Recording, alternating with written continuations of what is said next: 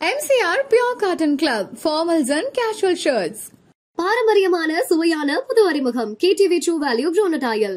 ரகங்கள் பலவிதம், ஒவ்வொன்றும் உலகத்தரம். தமிழக உற்பத்தியில் உங்கள் அனுஜ் ஸ்டைல்ஸ். எங்கேயோ ஒருத்தன் எதையோ ஒண்ணு பண்ணிட்டா அப்படின்னா யாராச்சும் தெரிஞ்சவங்க கூப்பிட்டு அடிச்சாலே காவல்துறை கண்டிக்கும். அப்ப ஒரு காவல்துறை ஒரு தவறு பண்ணாத ஒருத்தனை கேட்கறதுக்கு ஆளுங்க இல்லைங்கிறதுனால எந்த துணிச்சல்ல இந்த மாதிரி ஒரு கொடூர தாக்குதலை பண்றாங்க. அத்தனை பேருக்கு மரியாதை கொடுத்து பழகக்கூடிய பையன் அஜித்குமார்ங்கிற மேல புகாரா அந்த பெண்மணி கொடுத்திருந்தால் கூட முறைப்படி விசாரணையை அவங்க செஞ்சிருந்தா கூட இந்த உயிர் பலியை தடுத்திருக்க முடியும். அதுக்கு ஒரு வேலி போடாம நீதித்துறையே இருக்குங்கிறதுனாலதான் தொடர்ந்து இது போன்ற குற்றச்சம்பவங்கள், கொடூர படுகொலைகள், லாக்அப் டெத் நடந்துகிட்டு இருக்கு. அப்பா பையன் ஜெயராஜ் நாடார், பெனிக்ஸ் நாடார், இந்த ரெண்டு பேரையும் சாத்தாங்குளம் காவலர்கள் எப்படி அடிச்சு சித்திரவதைப்படுத்தி கொடுமைப்படுத்தி கொண்டாங்களோ அதே பாணியில இப்ப திருப்புவனத்துல இருக்கக்கூடிய காவலர்கள் பண்ணிருக்கிறாங்க. இரும்பு ராடால் அடிச்சிருக்காங்க, லத்தியால் அடிச்சிருக்கிறாங்க, மட்டைகளால் அடிச்சிருக்கிறாங்க. இந்த கொடூர காட்சியை அங்க இருக்கக்கூடிய பொதுமக்களே நிறைய பேர் பார்த்திருக்கிறாங்க. திராவிட மாடல் ஆட்சின்னு சொல்லிக்கிட்டு இருக்கக்கூடிய மாண்புமிகு தமிழக முதல்வர் உண்மையிலேயே கண்ணை கெட்டிக்கிட்டு ஆட்சியை நடத்துறாரா? ஒரு தப்பு நடந்தா ஒரு குற்றத்தை ஒரு புகாரா கொண்டு போய் கொடுக்கிறது காவல் நிலையத்துல. ஆனா அந்த காவல் நிலையத்திலேயே இது போன்ற அப்பாவிகளை அடிச்சு கொண்டாங்கன்னா என்னங்க நியாயம் இருக்கு? அஜித்குமாரோட படுகொலைக்கு இந்த படுகொலையை நிகழ்த்திய கொலையாளி காவலர்கள் அத்தனை பேரையும் நிரந்தரமா பணி நீக்கம் செய்யணும். உடனடியாக அஜித்குமாரோடைய படுகொலை கொலை வழக்காக பதிவு செய்யப்பட வேண்டும். நான் ரவுடிசம் பண்ணக்கூடிய ஆள் கிடையாது. பொலிட்டிக்கல் ரிலேட்டடா தான் என் மேல போராட்டம், ஆர்ப்பாட்டம், தொழில் ரீதியா உள்ள வழக்குகள் தான் என் மேல இருக்கு. அப்ப என்னோட வழக்கு சம்பந்தமான அனைத்து உண்மைகளையும் நானே சொல்றேன். ஆனா என்னையே முழு நிர்வாணப்படுத்தி காக்கி மட்டையாலும் லத்தியாலும் அடிக்கிறாங்க. ஒரு சமூக பொறுப்போட செயல்படக்கூடிய எனக்கே இந்த மாதிரி ஒரு அநீதிதான் நடக்கு அப்படின்னா ஒரு அப்பாவி தாமர இளைஞர்கள்லாம் அப்ப எந்த அளவுக்கு தாக்குதலுக்கு உள்ளாவாங்கிறதெல்லாம். வணக்கம். இன்று நம்முடன் சத்திரிய சான்றோர் படை கட்சி தலைவர் ஹரிநாடார் அவர்கள் நம்மோடு இணைந்துள்ளார். வணக்கம் சார். வணக்கம். வணக்கம். சிவகங்கை மாவட்டத்தில் மடப்புரம் அப்படிங்கிற பகுதியில் அஜித்குமார் அப்படிங்கிற இளைஞர் காவல்துறை விசாரணையின் போது இறந்தது நாடு முழுவதும், குறிப்பாக நம்ம மாநிலத்தில் பேரதிர்ச்சியை ஏற்படுத்தியிருக்கு. இந்த லாக்அப் மரணங்கள் தொடர்ந்து நடந்துகிட்டே இருக்கு. இப்போ களத்தில் அங்கே போய் பார்த்துருப்பீங்க. உண்மையிலேயே இந்த சம்பவத்தில் என்ன நடந்தது சார்? இந்த சம்பவத்துடைய பின்னணி என்ன? உண்மையிலேயே சிவகங்கை மாவட்டத்துல மடப்புறத்துல இருக்கக்கூடிய அந்த அஜித்குமார்ங்கிற அந்த இளைஞர் எங்க நாடார் சமுதாயத்தை சார்ந்தவர். அவர் அங்க இருக்கக்கூடிய ஒரு திருக்கோவில்ல கான்ட்ராக்ட் பேஸ்ல காவலரா பணிபுரிஞ்சுக்கிட்டு இருக்கிறாரு. அப்ப அந்த கோவிலுக்கு வரக்கூடிய பக்தர்கள்ல ஒருவரா இருக்கக்கூடிய ஒரு லேடி அம்மாவும் பொண்ணு வந்திருக்காங்க. அவங்க அந்த சிவகாமிங்கிறவங்க அங்க வந்திருக்கும் போது காரை பார்க் பண்ண சொல்றதுக்காக அஜித்குமார்ட்ட சொல்லியிருக்காங்க. அவருக்கு உண்மையிலே கார் ஓட்ட தெரியாது. அப்ப காருக்கையே அவருக்கு தெரிந்த நண்பர் அங்க இருக்கக்கூடிய லோக்கல் இருக்கவங்க கிட்ட சொல்லி காரை கொஞ்சம் அப்புறப்படுத்தி விடுறாங்க, பார்க் பண்றாங்க. திரும்ப அந்த பெண்மணி அவங்க சாமி கும்பிட்டுட்டு திரும்ப வரும்போது அவங்க கொண்டு வந்த பொருள் காணல, நகை காணல அப்படிங்கிற மாதிரி அந்த கார் சம்பந்தப்பட்ட அந்த பையன் அஜித்குமார் கிட்டையும் அங்க இருக்கக்கூடிய சுற்று வட்டாரத்துல இருக்கக்கூடிய முன்னாடி அவங்க புகாரா சொல்லியிருக்காங்க. அதுக்கப்புறம் அருகில் இருக்கக்கூடிய காவல் நிலையத்துல போய் இந்த மாதிரி என்னோட நகையை காணும், பணத்தை காணும், கார்ல தான் இருந்துச்சுங்கிற மாதிரி வாய்மொழியில புகாரா கொடுத்திருக்காங்கிறது தான் உண்மை தகவல். ஆனா காவல்துறையினர் இத எஃப்ஐஆரா பதிவு செய்யல. அதே நேரத்துல அங்க கோவில்ல வேலை செஞ்சுக்கிட்டு இருக்கக்கூடிய அந்த அஜித்குமாரை வர வச்சு விசாரிக்கிறாங்க. அதாவது அந்த கோவில் நிர்வாகம், ஆக்சுவலா இது கோவில் நிர்வாகத்துக்குள்ள நடக்கக்கூடிய ஒரு விஷயம். நிர்வாகமே அப்படிப்பட்ட ஒரு தவறான பழக்க வழக்கங்கள் இருக்கக்கூடிய நபர்களை பொதுவா கோவில் நிர்வாகத்துல பணிக்கு வைக்க மாட்டாங்க. இது பொதுவா நடக்கக்கூடிய விஷயம். அப்படி இருந்தும் கூட எந்த ஒரு குற்ற பின்னணியும் இல்லாத அஜித் நான் ஊர்ல போய் விசாரிச்சப்ப ஒருவேளை அந்த மாதிரி எந்த ஒரு கெட்ட பழக்கங்களும் இருக்காங்கிறதெல்லாம் ஊர்ல இருக்கக்கூடிய எல்லா பொதுமக்கள்கிட்டையும் சொந்தக்காரங்க கிட்ட எல்லாம் கேட்டேன். நல்ல பையன், அந்த மாதிரி பழக்கம் உள்ள பையன் கிடையாது, பண்பான பையன், அத்தனை பேருக்கும் மரியாதை கொடுத்து பழகக்கூடிய பையன். அவ்வளவு எல்லாருக்கும் மரியாதை கொடுக்கக்கூடிய இந்த பையனை இழந்துட்டோமேன்னு தான் எல்லாருமே சொல்றாங்க. ஆனா காவல்துறை முறையா அந்த அஜித்குமாருங்கிறவர் மேல புகாரா அந்த பெண்மணி கொடுத்திருந்தால் கூட, முறைப்படி விசாரணையை அவங்க செஞ்சிருந்தா கூட இந்த உயிர் பலியை தடுத்திருக்க முடியும். அதுக்கு ஒரு வேலி போடாம நீதித்துறையே இருக்குங்கிறதுனாலதான் தொடர்ந்து இது போன்ற குற்றச்சம்பவங்கள், கொடூர படுகொலைகள், லாக்அப் டெத் நடந்துகிட்டு இருக்கு. ஏன்னா உதாரணத்துக்கு சொல்லணும்னா கூட சாத்தாங்குளத்துல அப்பா பையன் ஜெயராஜ் நாடார், பெனிக்ஸ் நாடார், இந்த 2 பேரையும் சாத்தாங்குளம் காவலர்கள் எப்படி அடிச்சு சித்திரவதைப்படுத்தி கொடுமைப்படுத்தி கொன்னாங்களோ அதே பாணியில இப்ப திருப்புவனத்துல இருக்கக்கூடிய காவலர்கள் பண்ணிருக்கிறாங்க. காரணம் என்ன அப்படின்னா, சாத்தாங்குளத்துல நடந்த கொலையாளி காவலர்களுக்கு இன்னைக்கு வரைக்கும் இந்த திராவிட மாடல் அரசு, தமிழக அரசு அவங்களுக்கு அரசு வருமானத்தை கொடுத்துக்கிட்டு இருக்கு, சம்பளம் கொடுத்துக்கிட்டு இருக்காங்க. சாத்தாங்குளம் போலீஸாருக்கு இன்னைக்கும் அவங்க ஜெயிலுக்குள்ள இருக்காங்க, அவங்க குடும்பத்தாருக்கும் அவங்களுக்கும் சம்பளம் போய்கிட்டு இருக்கு, அவங்க சிறையில சொகுசா இருக்காங்க. அப்படி இருக்கும்போது காவல்துறையில பணியாற்றக்கூடிய காவலர்கள் இது போன்ற படுகொலைகளை இன்னும் செய்யத்தான் செய்வாங்களோங்கிற அச்சம் எனக்கு இருக்குங்கிற மாதிரிதான் கருதுறேன். இந்த அஜித்குமார் அவர்களுடைய மரணத்துல என்னென்ன நடந்திருக்கு, என்ன மாதிரியான கொடூர தாக்குதலுக்கு அவர் உட்படுத்தப்பட்டிருக்காரு அப்படிங்கிற கள நிலவரத்தை சொல்லுங்க. அதாவது சட்டத்தை பாதுகாக்கக்கூடிய காவலர்கள் இன்னைக்கு காவல்துறையில வெகு சிறப்பா மக்கள் சேவை செய்துகிட்டு இருக்கக்கூடிய எவ்வளவோ உயரதிகாரிகளை நாங்க பார்த்துக்கிட்டு தான் இருக்கிறோம். சமுதாயம் சார்ந்து உள்ள கோரிக்கையா இருக்கட்டும், சமூகம் சார்ந்து உள்ள பொறுப்பான கோரிக்கைகளா இருக்கட்டும், நாங்க போய் கொடுக்கும்போது அதை கனிவா பணிவா அந்த பிரச்சனைக்குள்ள தீர்வை காணதுக்குள்ள அதிகாரிகள் எல்லாம் உண்மையிலே இருக்கத்தான் செய்யறாங்க. ஆனா இந்த ஒட்டுமொத்த காவல்துறைக்கே களங்கத்தை ஏற்படுத்தக்கூடிய வகையில இந்த மாதிரி பொறுப்பு இல்லாம செயல்படக்கூடிய காவலர்களும் இருக்காங்கிறத நினைக்கும் போது உண்மையிலே வேதனைக்குரிய விஷயம். ஒரு வழக்கு புகாரா வந்துச்சு அப்படின்னா அந்த வழக்கோட உண்மைத்தன்மையை முதல்ல ஆராயணும். முதல்ல அந்த சிவகாமிங்கிற அம்மையார் யாரு, அவங்க அந்த கோயிலுக்கு வர்றதுக்கு முன்னாடி அவங்க சொல்லக்கூடிய அந்த பொருள் தங்கம் இருந்துச்சா, அல்லது அவங்க அதுக்கு முன்னாடி வீட்டிலே வச்சுட்டு வந்துட்டாங்களா, அவங்க மருத்துவமனைக்கு எல்லாம் போனதா சொல்றாங்க. சோ அப்ப அந்த மருத்துவமனையில எல்லாம் கழட்டி வச்சதாகவும் சொல்லப்படுது. அப்ப அவங்க வேற இடத்துல வச்சிட்டு தவறுதலா கூட இந்த புகாரா கொடுத்துருக்காங்களாங்கிற உண்மைத்தன்மையெல்லாம் காவல்துறை ஆராய்ந்திருக்கணும். ஆனா அவங்க ஆராயவே இல்லை. காரணம் என்ன அப்படின்னா, அந்த சிவகாமிங்கிற அந்த பெண்மணி நம்ம தலைமைச் செயலகத்துல பணியாற்றக்கூடிய ஒரு நபருக்கு உறவினருங்கிற மாதிரி சொல்றாங்க. சோ அந்த தலைமைச் செயலகத்தில் இருக்கக்கூடியவங்களோட அழுத்தத்தின் காரணமா, உயர் அதிகாரிகளோட அழுத்தத்துல இந்த காவல்துறையினர் வேண்டுமென்று, அதாவது ஒரு அப்பாவி இளைஞனை அவன் தான் செஞ்சான், அவன் தான் இந்த திருட்டுக்கு காரணமேன்னு சொல்லி திருட்டு பட்டத்தே அவங்க அந்த பையன் மேல, அப்பாவி இளைஞர் மேல உருவாக்குறாங்க, முனையிறாங்க. அப்ப அந்த பையன் எவ்வளவோ சொல்றான், நடந்த விஷயத்த சொல்றான். அந்த அம்மா வந்தாங்க, நான் காரை என்னால எடுத்து விட முடியாது, எனக்கு தெரியாது, அப்ப பக்கத்துல இருக்கக்கூடிய பையனை விட்டு எடுத்து விட்டேன், நடந்த விவரங்களை எல்லாம் காவல்துறையிட்ட உண்மையை சொல்றான். ஆனால் கூட காவல்துறையினர் அந்த பெண்மணியோட பேச்சையும் தலைமைச் செயலகத்தில் இருக்கக்கூடிய உயர் அதிகாரிகளோட அழுத்தத்தினாலையும் அவங்க என்ன பண்றாங்க, அந்த அஜித்குமார்ங்கிற இளைஞரை அடிக்கிறாங்க. அப்படிங்கிறது சாதாரண அடிகள் கிடையாது. காவல்துறையில ஏன்னா அவங்க கையில காத்தி இருக்கு, ஆயுதங்கள், அவங்க என்ன செஞ்சாலும் கேட்கறதுக்கு ஆள் இல்லை. அதாவது நீதிமன்றங்களே கேட்கறதுக்கு இல்லைங்கிற அசால்ட் துணிச்சல்.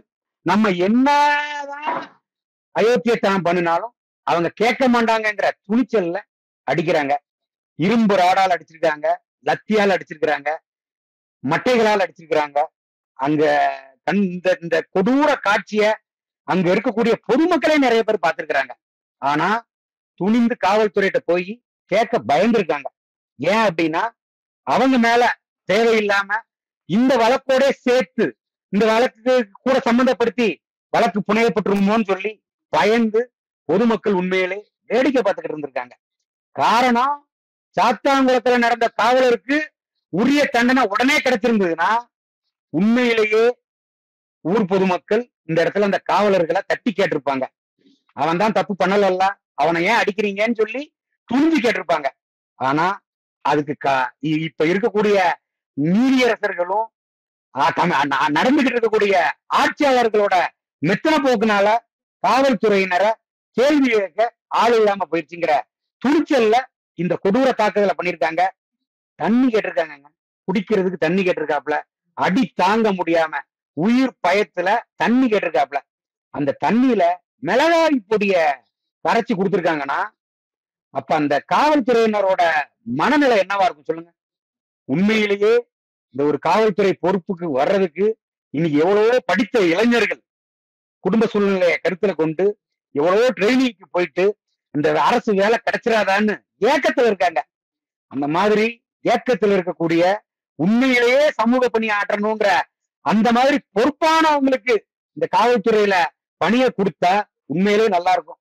இது போன்ற பொறுக்கித்தனமோ அயோக்கியத்தனமோ அக்கிரமம் பண்ணக்கூடிய ரவுடிங்களை கூட்டிட்டு போயிட்டு காவல் உடுப்பு போட்டு காவலர்கள் சொல்ற நினைக்கல உண்மையிலேயே கேவலமா இருக்குங்க.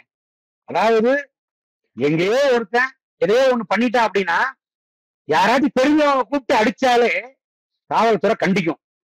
அப்ப ஒரு காவல்துறை ஒரு தவறு பண்ணாத ஒருத்தனை அவங்க கையில ஆயுதம் இருக்குன்றதுனால கேட்கறதுக்கு ஆளுங்க இல்லைங்கிறதுனால எந்த துணிச்சல்ல இந்த மாதிரி ஒரு கொடூர தாக்குதலை பண்றாங்க. இவங்களுக்கு யார் இந்த அதிகாரத்தை கொடுக்குறாங்கிற கேள்வி எல்லாம் பொதுமக்களுக்கு எல்லாருக்குமே வந்துகிட்டு தான் இருக்குங்க. சார், இந்த லாக்அப் டெத்துகள் சம்பந்தப்பட்டு நம்ம நிறைய திரைப்படங்கள் சமீப காலத்துல வந்தது. விசாரணை தொடங்கி ஜெய்பீம் ஒரு உண்மை சம்பவத்தின் அடிப்படையில இந்த அத்தனை திரைப்படங்கள் வந்தும் ஒரு விழிப்புணர்வு ஏற்படவில்லையா? இல்ல அண்ணன், அதாவது தமிழக காவல்துறையை பொறுத்த மட்டும் நம்ம தமிழ்நாட்டுல மட்டும்தான் இது போன்ற கொடூர சம்பவங்களுக்கு நீதிகள் பட்டுக்கிட்டு இருக்கு. அதான் உண்மை. நார்த் சைட்ல எல்லாம் இது மாதிரி நடக்கக்கூடிய லாக்அப் டெத்து, போலி என்கவுண்டர்கள், இந்த கைய சுடுறது, காலில் சுடுறது, இந்த மாதிரி விஷயங்கள் எல்லாம் பண்ணின குற்றங்கள் எல்லாம் நிரூபிக்கப்பட்டு காவல்துறை உயர் அதிகாரிகளே இன்னைக்கு வட மாநிலங்கள்ல சிறைக்குள்ள இருந்துகிட்டு இருக்காங்கிறதெல்லாம் கண்கூட பாக்குறோம். நான் எனக்கே அது தெரியுங்க. அப்ப தமிழ்நாட்டுல நீதி மறுக்கப்பட்டுக்கிட்டு இருக்கு, காலதாமதப்படுத்தப்பட்டுக்கிட்டு இருக்கு. காரணம், இந்த காவல்துறைய கையில வச்சுக்கிட்டு இருக்கக்கூடிய யாரு? மாண்புமிகு தமிழக முதல்வர். அவர் என்ன நினைக்கிறார் அப்படின்னா, இந்த ஒரு குற்றம் காவல்துறை செஞ்சிருக்குங்கிறது, இந்த கொடூர படுகொலை செஞ்சிருக்கிறது வெளியில தெரிஞ்சா அவரோட ஆட்சிக்கு கெட்ட பேர் வந்துருங்கிற ஒரே நோக்கத்தோட இந்த படுகொலையை செஞ்சது மட்டும் இல்லாம இதை மூடி மறைக்கிறதுக்குள்ள வேலையை மட்டும்தான் அரசாங்கம் நேற்று செஞ்சிச்சு.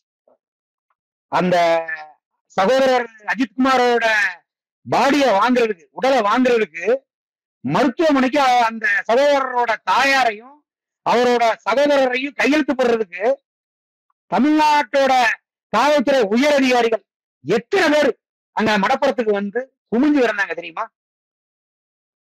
அந்த திமுகவோட அங்க இருக்கக்கூடிய நிர்வாகிகளை கட்டாயப்படுத்தி அந்த திமுக நிர்வாகிகள் அந்த குடும்பத்தில் அஜித்குமாரோட அம்மாவையும் அந்த கூட பிறந்த சகோதரனையும் மிரட்டி பாடியை வாங்கிருங்க, நீங்க உயிரோட வாழணுமா இல்லையா? பையன் செத்து போயிட்டான், செத்து போனவன் உயிரோட திரும்ப வந்துருவானா? நாளைக்கு உங்க பையன் இன்னொரு பையன் இருக்கான், அந்த பையனையும் பழி கொடுக்க போறீங்களா? போலீஸ் அடிச்ச போலீஸ் ஒன்னும் ஜெயிலுக்கு போகல, போலீஸ் எல்லாம் சும்மா கண் துடைப்புக்கு அவங்கள சஸ்பெண்ட் பண்ணுவாங்க, வெளியிலதான் இருக்காங்க. அவங்க வெளியில இருந்தாலும் அதே உடுப்ப போட்டிருக்க காக்கியால உன்னோட அடுத்த வயலையும் கொள்ளுவோங்கிற மாதிரி எல்லாம் மிரட்டி விட்டுருக்காங்க. அப்ப இதெல்லாம் எந்த நாட்டுல நடக்கும்? இதெல்லாம் இப்ப கேட்கறதுக்கே ஆளு இல்லையா?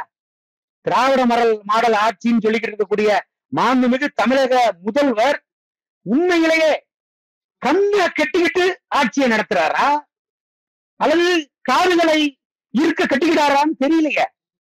நியூஸ்கள் பாக்குறாரா அல்லது அவரோட பக்கத்தில் இருக்கக்கூடிய அதிகாரிகள், ஐஏஎஸ் அதிகாரிகள் இது போன்ற கொடூர சம்பவத்தை அவரோட கண்பார்வைக்கே கொண்டு போறது இல்லையாங்கிற கேள்வி எல்லாம் இருக்கு. வெட்கக்கேடான ஆட்சியை கொடுத்துக்கிட்டு இருக்காங்க. தொடர்ந்து படுகொலைங்க.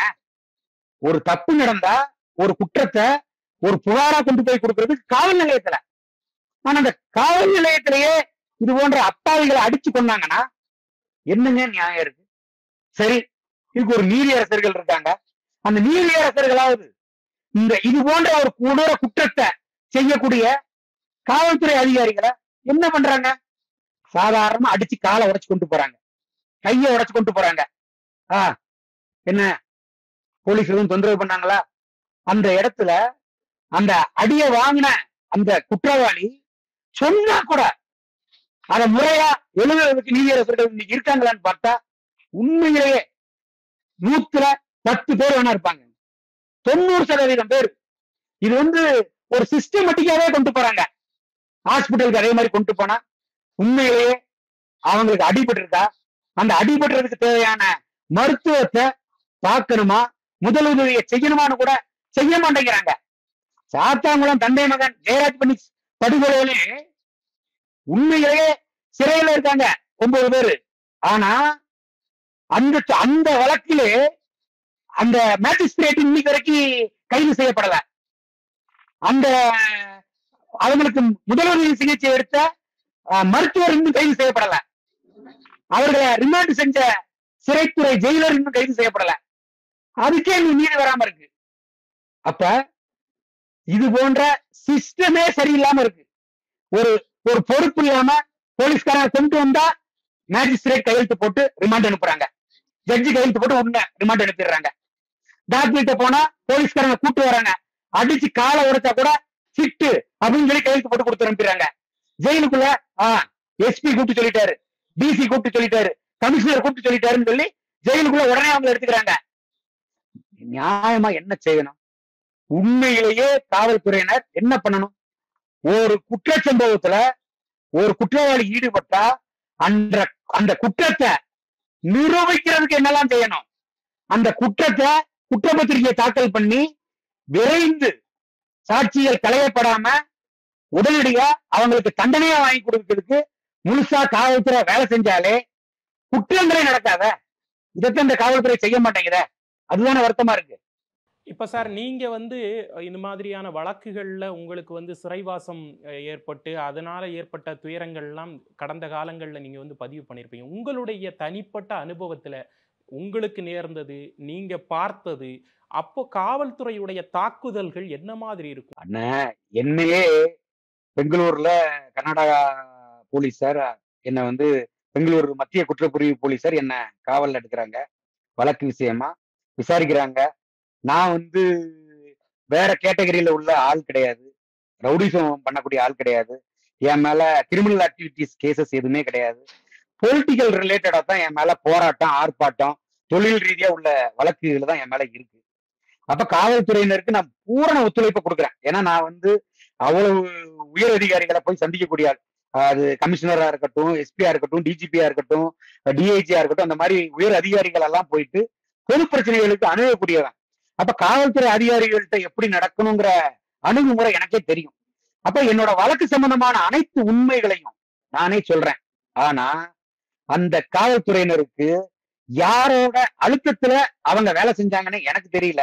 ஏன் முன்னாடி டெபுட்டி கமிஷனர் இருக்கிறாரு, அசிஸ்டன்ட் கமிஷனர் 2 பேர் இருக்காங்க, 4 இன்ஸ்பெக்டர் இருக்காங்க.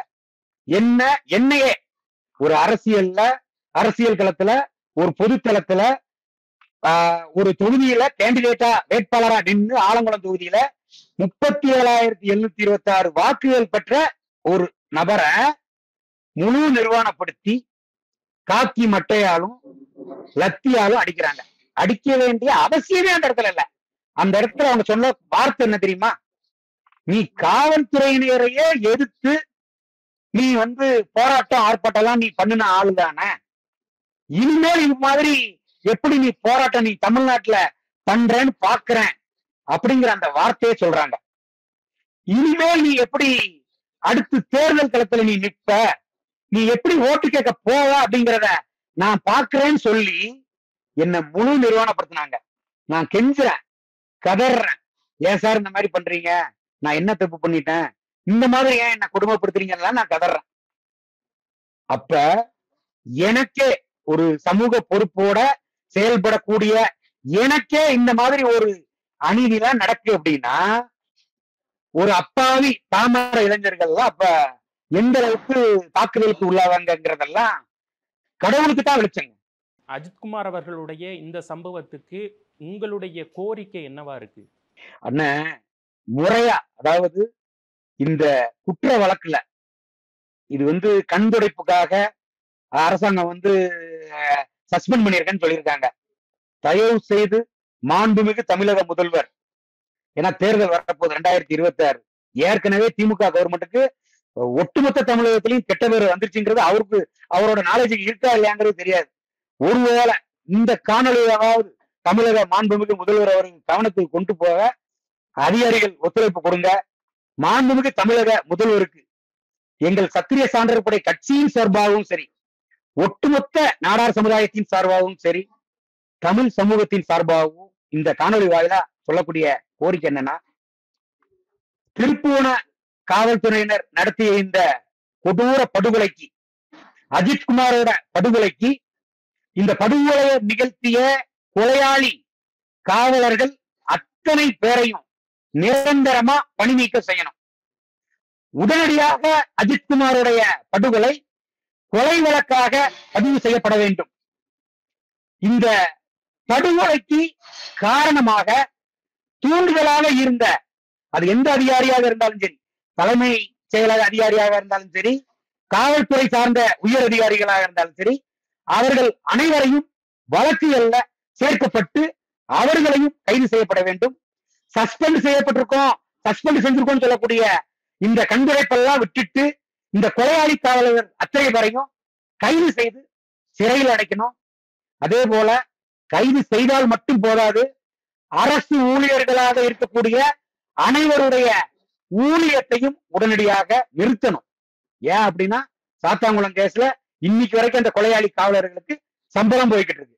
அதனால தமிழக முதல்வர் அவர்கள் உடனடியாக கொலை வழக்கு பதிவு செய்யணும். உடனடியாக கொலையாளி காவலர்கள் அனைவரையும் கைது செய்து சிறையில் அடைக்கணும். இந்த குற்ற சம்பவத்தில் ஈடுபட்டிருக்கக்கூடிய யாராக இருந்தாலும் பாரபட்சமின்றி அவர்களையும் வழக்கில் சேர்த்து அவர்களும் கைது செய்யப்பட வேண்டும். இந்த வழக்க மாண்புமிகு நீதியரசர்கள் கூடிய விரைவில் விசாரிக்கணும். இதே திராவிட மாடல் அரசு திமுக அரசாங்கம் அண்ணா யூனிவர்சிட்டியில பாலியல் துன்புறுத்தலுக்கு ஆளான மாணவிக்கு நீதியை பெற்றுக் கொடுத்தாங்க. எப்படி கொடுத்தாங்க? ஞானசேகரனுக்கு குறைந்தது 6 மாசத்துக்குள்ள வழக்கை துரிதப்படுத்தி நடத்தி நீதியை வாங்கி கொடுத்தாங்க. ஆனால் இந்த அஜித்குமாரோட படுகொலையிலையும் 6 மாதம் கிடையாது, 3 மாதத்திற்குள் கூட நீதியை வழங்க காவல்துறை நினைத்தால், தமிழக அரசு நினைத்தால், நீதித்துறை நினைத்தால் கண்டிப்பாக அது சாத்தியம். அதை சாத்தியப்படுத்தி ஆக வேண்டும் என்பது எங்களுடைய ஒட்டுமொத்த தமிழ் சமுதாயத்தின் சார்பாகவும் நாடார் சமுதாயத்தின் சார்பாகவும் கோரிக்கையாக கேட்டுக்கொள்கிறேன். இது போன்ற தொடர்ந்து லாக்அப் டெத்து சம்பவங்களாகட்டும், ஏதோ ஒரு காவல்துறை சார்ந்த குற்றங்கள் எல்லாத்துலேயுமே அந்த குற்றம் தொடர்புடையவர்கள் ஒன்று காத்திருப்பு பட்டியலுக்கு மாற்றப்படுறாங்க, இல்லாட்டி பணி இடை நீக்கம் அப்படிங்கிற செய்திகள் தான் நம்ம நிறைய பார்க்க வேண்டியது இருக்கு, நிறைய பார்த்துக்கிட்டு இருக்கோம். அப்போ இந்த ஒரு காத்திருப்பு பட்டியலும் இந்த பணியிடை நீக்கமும் இன்னும் அவங்களுக்கு ஒரு பயத்தையோ அச்சத்தையோ ஏற்படுத்தவில்லையோ? நம்ம தவறு செஞ்சா நம்ம ஒரு சஸ்பென்ஷன் தான் அப்படிங்கிற மாதிரியான மனநிலையில தான் காவலர்கள் இருக்காங்களா? இல்ல, முதல்ல காவல்துறையை சார்ந்திருக்கக்கூடிய அனைத்து காவலர்களுமே இது மக்கள் பணி அப்படிங்கிறத முதல்ல புரிஞ்சுக்கிடணும். ஆட்சியாளர்களுக்கு ஜால்ரா போடுறவங்களா உண்மையிலே காக்கி கூட போட்டுட்டு இருக்கக்கூடியவங்க இருக்கக்கூடாது. ஏன்னா அவங்களோட ப்ரமோஷனுக்காக ஆட்சியாளர்கள் சொல்லக்கூடிய ஏதாவது இல்லீகல் வேலைகள் எல்லாமே செஞ்சு கொடுத்துட்டு அவர்களுக்கு சாதகமா செய்யும் போது இது போன்ற காவல்துறையினர் செய்யக்கூடிய விஷயங்களுக்கு ஆட்சியாளர்கள் காவல்துறையை காப்பாற்றுறதுக்கு தான் பார்க்கணும்.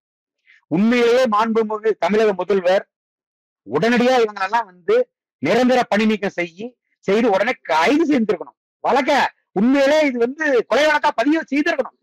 எத்தனையோ அரசியல் கட்சிக்காரங்க இதுக்கு கண்டனம் தெரிவிச்சுக்கிட்டு இருக்காங்க. இதுல அரசியலே தேவையில்லைங்க. இது ஒரு சமூகத்துல நடக்கக்கூடாத ஒரு மிகப்பெரிய கொடூரம்.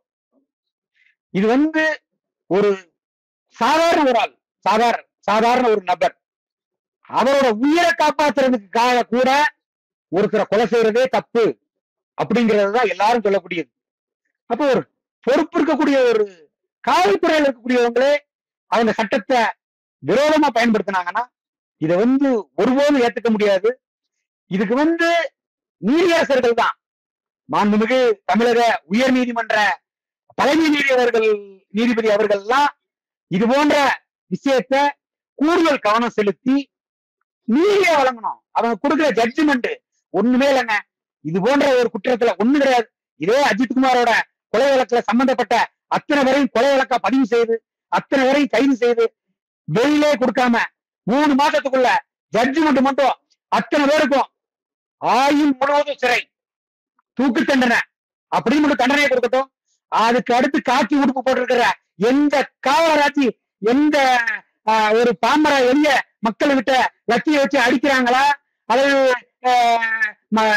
மிளகாப்பொடியை தூக்கிட்டு கண்ணில் போடுறதோ அல்லது வயிற்றுல தண்ணீரை ஊத்தி கொடுக்கறதோ, இன்னும் காட்டும் போராண்டி தரமா ஆயில் போட்டு அடிக்கிறதோ இரும்பு ராடு வச்சு அடிக்கிறதோ, இந்த மாதிரி வேலைய எந்த காவலராட்சி இனிமேல செய்யறாங்கிறத பாத்திரலாம். ஆனா சட்டம் நீதித்துறை கரெக்டா இருந்தா இது போன்ற காவலர்கள் அவங்க வேலைய ஒழுங்கா செய்வாங்க. இதுக்கு முழு பொறுப்பேற்க வேண்டியது தமிழக அரசு. உண்மையிலே இந்த ஆட்சியை உண்மையே டிஸ்மிஸ் தரலாம். அஜித்குமார் அவர்களுக்கு ஏற்பட்ட இந்த கொடூர சம்பவத்துக்கான நீதி கிடைக்கும்னு உங்களை மாதிரி நாங்களும் எதிர்பார்க்கிறோம். இவ்வளவு நேரம் எங்களோடு உங்களுடைய கருத்துக்களை பகிர்ந்துகிட்டதுக்கு ரொம்ப நன்றி. நன்றி அண்ணா. MCR Pure Cotton Club, formals and casual shirts. பாரம்பரியமான சுவையான புது அறிமுகம் KTV True Value Bronatile. ரகங்கள் பலவிதம், ஒவ்வொன்றும் உலகத்தரம். தமிழக உற்பத்தியில் உங்கள் அனுஜ் டைல்ஸ்.